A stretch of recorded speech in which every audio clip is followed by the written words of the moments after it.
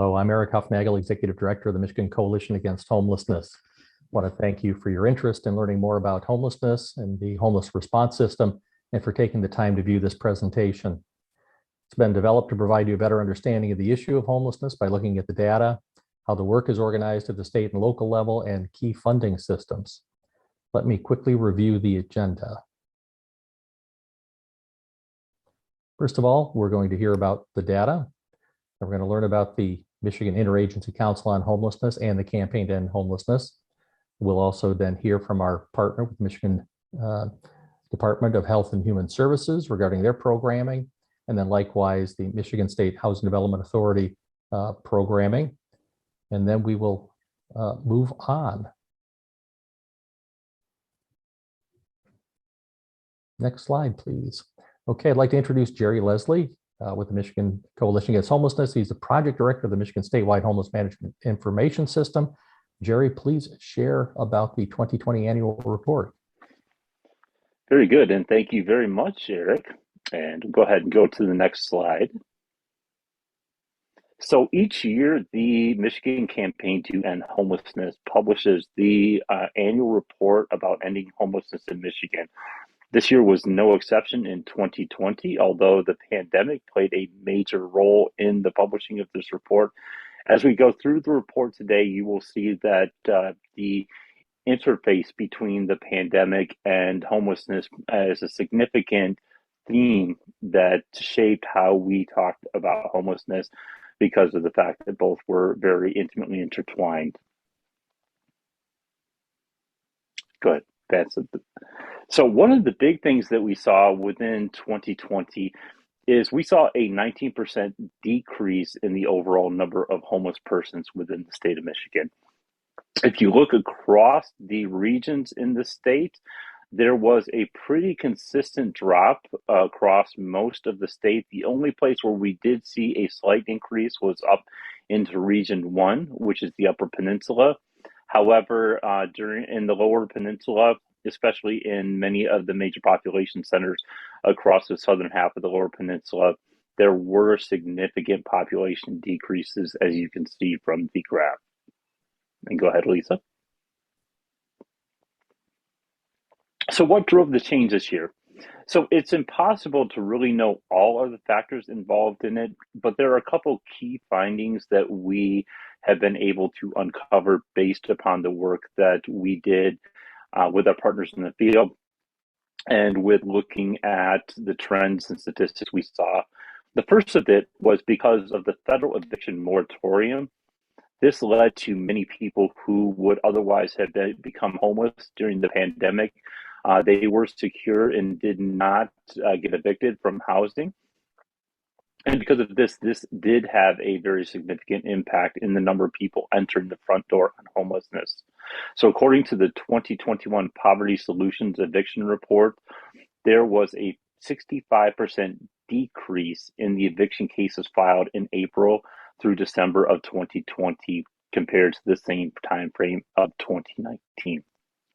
Also, the Eviction Diversion Program, or EDP, was designed to keep Michigan residents who fell behind on the rent during COVID-19 in their homes. So, of course, this was funding that was put on the table to assist individuals who were affected by the COVID-19 pandemic.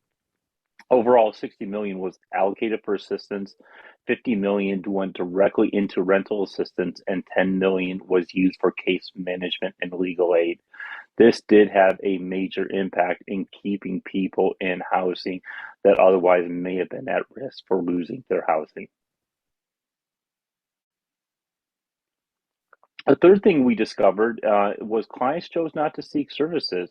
So one of the things that happened was some clients and families did not seek services because of safety with staying in a congregate setting. So even though nearly all of our programs across the state did a heroic effort to create social distancing and separation of people who were experiencing homelessness during the pandemic time, there was a significant concern among households of the risk of being in a congregate setting or around large groups of people during the pandemic.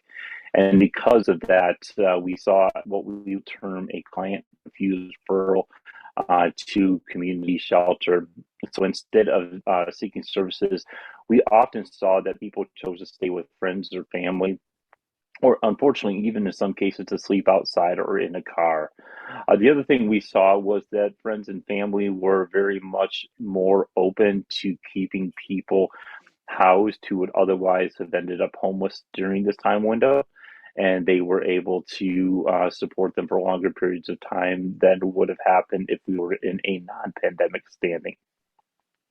Then, fourth of all, the stay-at-home executive order from the governor. So, Governor Gretchen Whitmer in March of 2020 issued a stay-at-home order asking Michigan residents to shelter in place except for meeting basic needs. So, even though housing and homeless services were critical infrastructure and they remained in operation, there was an overall decrease in demand for services, and a lot of that was due to the fact that people more often stayed in place where they were. Now, one of the things that the 2020 annual report focused heavily on was racial disparity and how COVID-19 as an illness affected people across the state. One thing that we know, and this came from the work of the Michigan Coronavirus Racial Disparities Task Force, which was chaired by our Lieutenant Governor. But one thing that that report did reveal was that Black and Hispanic households were hit especially hard by the pandemic and the economic downturn that was a result of it. So Black and Hispanic populations were much more likely than white households to contract COVID-19 and to develop serious symptoms, along with being more likely to experience loss of income and employment. So as you look at job security, for example, according to the Economic Policy Institute's analysis of the BLS data, we saw that in the second quarter of 2020, Michigan had an unemployment rate of 20%. However, Michigan had the third highest unemployment rate in the country for the white population, but we had the highest unemployment rate in the nation for Black and African American persons at 35.5%. By the fourth quarter of 2020, our overall unemployment rate had dropped to 6.9%. However, unemployment for the Black and African American population was still very high at 15.6%, while job insecurity and unemployment for the white population had declined to 5.3%. And then housing insecurity. So even with the eviction moratorium in place and the other programs we had to help persons who were of color, renters still felt more insecure about the housing situations. And according to the Housing Pulse survey conducted by the U.S. Census Bureau at the end of April 2020, in Michigan, we saw that 19% of our Hispanic renters and an astounding 40% of Black renters had little or no confidence in their ability to pay next month's rent on time, compared to only 19% of white renters.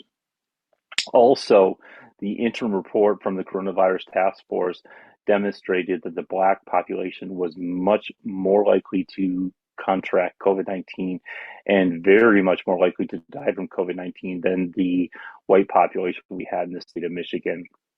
So the cumulative COVID-19 case rate for the Black population had been over 40% higher than the rate for the white population. And we saw that the cumulative death rate within the Black population had been more than 3 times the rate that we saw in white populations. So it was very clear that there are some significant racial disparities in how persons of color were impacted by the COVID-19 crisis. There were also significant racial disparities in persons who were first-time homeless in 2020. So we saw people of color who have experienced homelessness at a disproportionate rate, and racial disparities were evident again in 2020.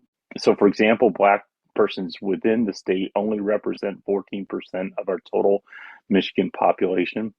However, 44% of those experiencing first-time homelessness in Michigan were Black or African American. Well, white persons account for 74% of the total population, but only 46% of the first time homeless. So one of the things that is significant, if we go away from the first-time homeless indicators and look at general homeless numbers, those who are Black or African American go up to about 53% of the persons experiencing homelessness within the state. So homelessness is something that disparately impacts those who are Black or African American within our state.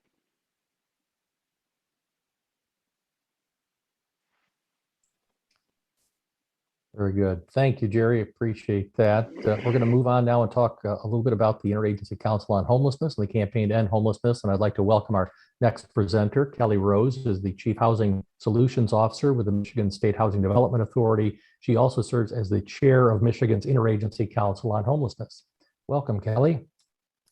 Thank you, Eric, and good to have everyone here today. And I'll take you through the Michigan Interagency Council on Homelessness, as well as give you a little bit of information on the campaign. Next slide, please. Next slide, please. So the Michigan Interagency Council on Homelessness acts to coordinate efforts around ending homelessness in Michigan. And we have many different groups that support this work. So we have the Michigan Homeless Policy Council, which is a formation of many of the state departments, as well as members of the general public that are working in nonprofits around the state that are really at the ground level supporting people as they are working to exit homelessness. We have the local continuums of care. So that's 20 different federally recognized groups around the state that work together, the housing assistance and resource agencies, which we call HARAs, and many other different local agencies work together at the local level to work to develop good systems of care for people that are experiencing homelessness, to get them quickly rehoused. We also have many different specific work groups around social and racial justice, around prioritization of persons, and developing and implementing an action plan, and other committees and work groups that really help to coordinate the efforts statewide. Next slide, please. So the Michigan Interagency Council on Homelessness was developed in 2015 via executive order. It's represented from 7 state departments, a representative of the courts, and 4 representatives of the general public. And the basic charge is to develop a plan to end homelessness in Michigan, to oversee the implementation of that plan, and to provide reports to the governor and to the legislature on how these activities are undergoing, and really just to facilitate the collaboration at the state, local, and federal level to really try to minimize homelessness in Michigan. Next slide, please. So the Michigan Homeless Policy Council works, and meets on a monthly basis to really try to make sure that we're coordinating our activities well amongst all of the member organizations and within our 20 local continuums of care around the state. They work to develop recommendations for the ICH and to really provide that work that's necessary to coordinate amongst everyone across the state to take on new initiatives and to really support the work at the local level. Next slide, please. So one of the main things that the Homeless Policy Council does is to publish the annual report, which Jerry spoke of earlier, and to convene partners across the state and to really engage those in the field that are doing the work, working with our persons experiencing homelessness across the state to develop an action plan that really is meaningful and will lead towards better service delivery for people experiencing homelessness, to shorten their time that they experience homelessness, and to hopefully making it a one-time event. Next slide, please. But here's some of our guiding principles. We're currently deeply involved in addressing our racial disparities within the homelessness system and working towards doing a deep dive into our policies and procedures at the state as well as local level to make sure that we're looking at everything with a racial equity lens, to ensure that, because we do know that people of color experience homelessness at greater rates, that we're working towards, having equitable outcomes once they are entering our homelessness system, and that they are, everyone is treated well and really has the ability to engage with our service providers towards, finding their, a successful outcome. Some of the action plan strategies that we currently have in place in our 2020 to 2022 state action plan is to increase the access to safe and affordable housing that's clearly needed for people who are very low income and are experiencing homelessness, and really is the direct outcome that we're looking for, is to get people into affordable housing. Also looking at how do we try to keep people out of the homeless delivery system, or out of our shelters, and to try to divert them. How can we help them work better within their local systems of care to really try to prevent homelessness from occurring in the first place? And then third, looking at how can we develop more cross-sector system alignment with healthcare organizations and other systems of care to really improve the service delivery. And then really just taking a hard look at our data to make sure that we are upping the quality of our services and that people are receiving equitable outcomes. Next slide, please. I'm going to pass it off now to Paula Kaiser Van Dam from the Michigan Department of Health and Human Services. Thank you, Kelly. Hello, I am the Director of the Bureau of Community Services at the Michigan Department of Health and Human Services, and pleased to be here today. If we could go to the next slide. Next slide, please. So at MDHHS, our goal for homelessness is to end homelessness by making it rare, brief, and non-reoccurring or one-time. Next slide. At MDHHS, we administer a portfolio of resources that help address homelessness in our state. So this slide represents the broad portfolio of resources that we do administer. In total, it is about $41 million annually. We've provided for you here. So we, first column, you see that our emergency shelter program. So we are the largest funder of emergency shelter in the state. Our FY22 budget is $19.5 million. The shelter funding is provided for both single adults and families. And the intervention is both emergency shelter and moteling in communities where shelter is not available. We also administer a couple of HUD programs on behalf of one of the continuums of care, which is the Balance of State Continuum, which is the largest continuum in the state. It oversees 61 counties.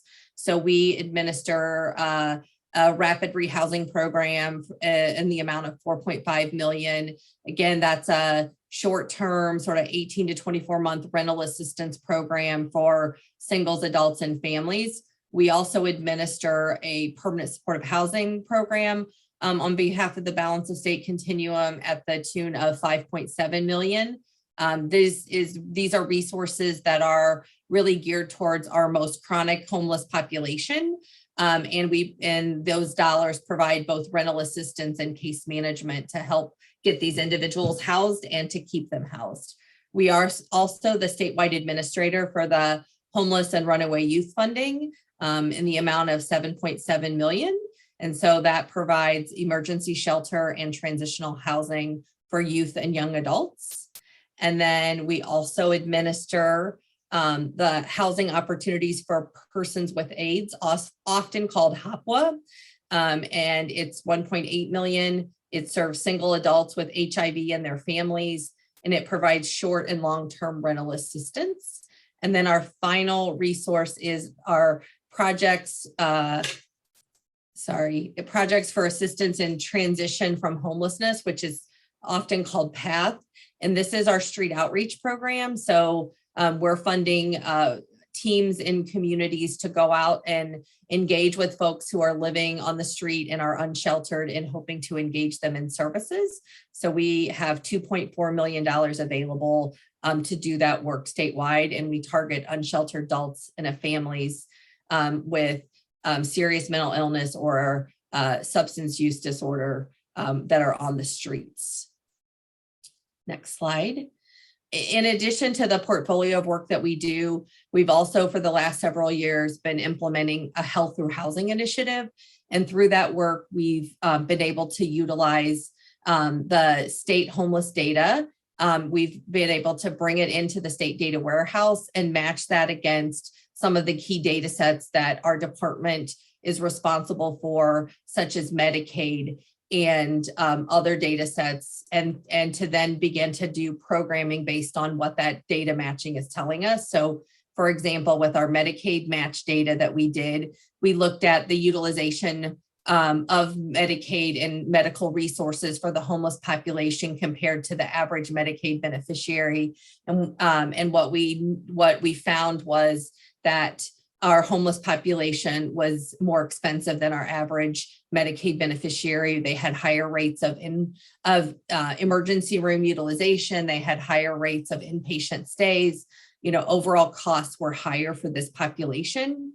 So we were able to partner with MISHDA and to identify who these sort of high cost homeless Medicaid beneficiaries were, and to do a small pilot where they were offered a housing choice voucher, which was provided by MISHDA. And then we paid for some of the case management supportive services to go along with that voucher to get these individuals housed, and then to continue to track their overall costs. And what we found was, in general, over time, costs will go down in terms of the overall healthcare costs associated with those families, sometimes, or individuals or families. Sometimes we see an initial increase in cost as they begin to engage a little bit more in medical services, but often we see that declining over time. We've also did a match of the homeless data with our immunization database to look at the COVID immunization rates for this population, understanding and knowing that this is a very vulnerable population, whether they're on the street or even in shelter. Even though we tried to move to non-congregate sheltering, there was still certainly risk associated with the spread of COVID. So we were able to look at the vaccination rates for this population, and then target some outreach efforts in communities where we saw really low vaccination rates with this population. And so that's just another way that we're trying to use the data to better provide support and services to our homeless population. We have some other partnerships going on with healthcare, including we're currently have a work group that's working on recommendations around better discharge planning between hospitals and homeless shelters, so that there's better coordination. There are partnerships that can be developed locally, so that if individual who is homeless is needing to be discharged from a healthcare setting, that there are relationships and protocols in place for how to do that in partnership with the shelter. So that's an exciting partnership.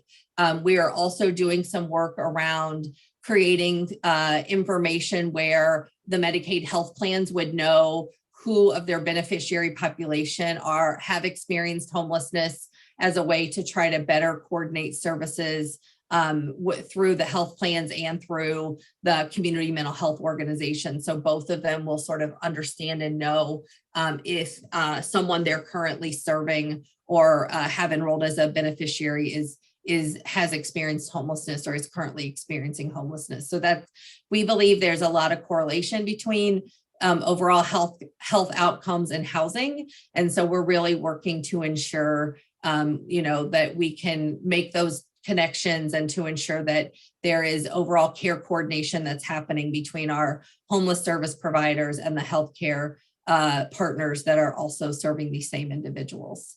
In addition to our health through housing work, we took, an active role in helping our homeless organizations respond to COVID-19. So things like providing PPE to our shelters and other housing organizations. We did a lot of education and direction, making sure they understood sort of best practices around safety issues, et cetera, particularly in a shelter setting. that we helped coordinate non-congregate sheltering funding. So that we could spread people out and we didn't run the risk of spreading COVID. We also coordinated statewide. So any shelter that was interested in having their guests tested on a regular basis was made available to them through our state COVID testing contract. And so we had a number of shelters take advantage of that. And we were able to send in our statewide COVID testing contractors to those shelters to provide that testing on a weekly or biweekly basis. And then the same around vaccinations. If shelters were interested, we brought in folks that were part of our state vaccination contracts directly to the shelter to provide COVID vaccinations on site to make it easy to ensure that that population could in fact be vaccinated. So I will stop there and turn it back over to Kelly Rose to talk about the programming that happens at MSHDA. Thank you, Paula. So now I'm going to take you through for the Michigan State Housing Development Authority, our annual programs that we have to benefit people experiencing homelessness and to help reduce homelessness in Michigan. So the first is the Emergency Solutions Grant Program. So this is federally funded from HUD, and the Emergency Solutions Grant can pay for a variety of different activities to support homeless households.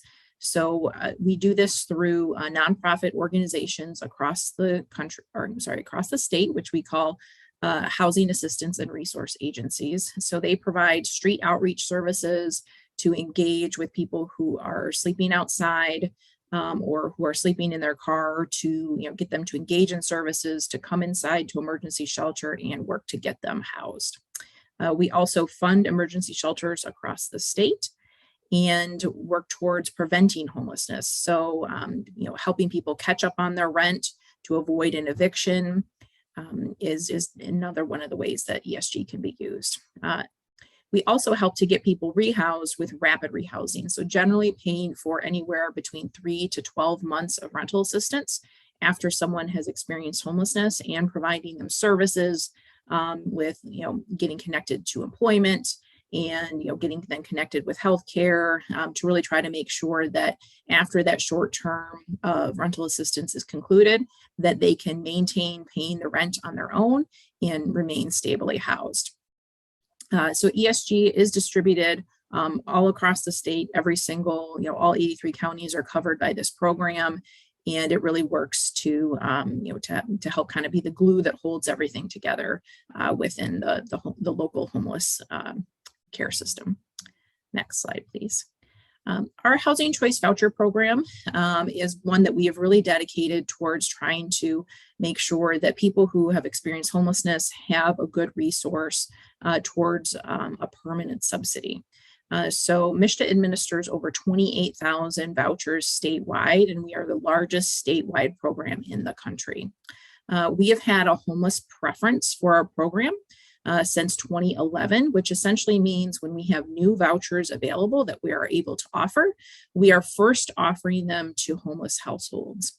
And our housing assessment and resource agencies, those local organizations, are the ones who are populating our waiting list and essentially providing the referrals for the homeless households to get put onto our waiting list, so that we always have the ability to be able to house, to offer vouchers to homeless households when those new vouchers, become available through turnover. The Housing Choice Voucher Program is not time limited, so people can stay on the program indefinitely as long as they need it, and participants pay 30% of their income towards their rent, and then the subsidy pays for the rest. So this really can work with families at very low income levels to make sure that housing is affordable to them and that they're able to maintain their housing stability. We also use this program in conjunction with our low-income housing tax credit program, which I'll talk about next, to create permanent supportive housing units. Next slide, please. So we use our low-income housing tax credit program towards the creation of permanent supportive housing. So we have dedicated a quarter of our housing tax credits towards the creation of permanent supportive housing developments. So these developments have to have at least 35% of their units, of their apartments, be permanent supportive housing units. And then some of them are 100% PSH, and others are a mixture of some of the units are PSH and some of them are regular low-income housing tax credit development units where the people are not necessarily have experienced homelessness in the past. Typically, we can fund about 6 to 8 of these new developments each year. And permanent supportive housing really serves our most vulnerable households that, but for this housing, would likely remain homeless. There's a very high level of service capacity within this program. So we make sure that when these developments are brought forward and they're going through the evaluation process, that there's a high level of service being delivered to people, coordination with local behavioral health services, coordination with local physical health services, because we know that the vast majority of people that are entering these permanent supportive housing units have been homeless for an extended period of time and have many physical and behavioral health needs to be able to remain stably housed. So this program really helps to serve those that have been long-term homeless and but for this housing, unfortunately, would likely remain homeless. Quickly, I'm going to just stay on this slide and tell you about a couple, temporary programs that we have that are, pandemic related. So we do have the COVID Emergency Rental Assistance Program that is ongoing and started last year, which has really helped to keep people stably housed and preventing them from experiencing homelessness. And we're also going to be able to kick off soon a program that will allow us to create more affordable housing and permanent supportive housing units that was funded in the American Rescue Plan Act called the Home ARP program. So that's also going to allow us over the next few years to be able to develop hundreds of new permanent supportive housing units to really help provide more access to affordable housing to those with the lowest incomes across the state. Next slide, please. And now I will turn it back over to Eric Huffnagel. Thank you, Kelly. I was waiting for that introduction. Thanks, Kelly, and thank you, Paula and Jerry, for sharing this information today. We really appreciate you taking time to be here and share about the programming that is serving the residents of the state of Michigan. And for those of you who are here watching this, we hope that these presentations have provided you a better understanding of what homelessness looks like in the state of Michigan and the types of programs and resources that constitute the homeless response system. The issues surrounding homelessness can be wide-ranging and complicated. So then are the solutions. We need to continue developing broad partnerships and collaboration across multiple sectors like healthcare systems, both physical and behavioral, local units of government, the criminal justice system, and so on. But most importantly, we need increased engagement with elected officials at the local, state, and the federal level. Solid data, the identification of best practices, and an understanding of local needs are essential to shaping effective public policy. And we believe that informed decisions are the best decisions. So thank you again for your interest in learning more about homelessness and for making time to view this webinar.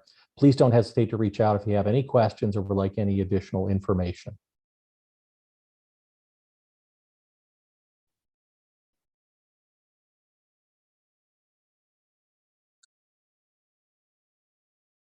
Shelter is a human right. Unfortunately, access to safe, affordable housing is out of reach for many in our community. The 2020 ALICE report, a study of the financial challenges of asset-limited, income-constrained, and employed households, indicates 30% of people living in Ottawa County struggle to make ends meet. Many are spending above 50% of their monthly expenses on housing and are just one emergency away from homelessness. I'm Lynn Raymond, the director of the Lakeshore Housing Alliance, the Continuum of Care for Ottawa County. The LHA coordinates a collaborative response to homelessness, a response which includes a variety of housing options from rental assistance to emergency shelter to permanent housing. Continuums of care, like the Lakeshore Housing Alliance, across the state gather data on people experiencing homelessness. Just over 1,000 people in Ottawa County experienced homelessness in 2020, down from about 1,400 in 2018. As we ease out of the pandemic and as additional funding for eviction prevention is expended, we will get a better sense of whether this downward trend is a blip or if it is really a trend toward fewer people experiencing homelessness. Here are some more highlights from Ottawa County's 2020 annual report that show already vulnerable populations at greater risk of homelessness.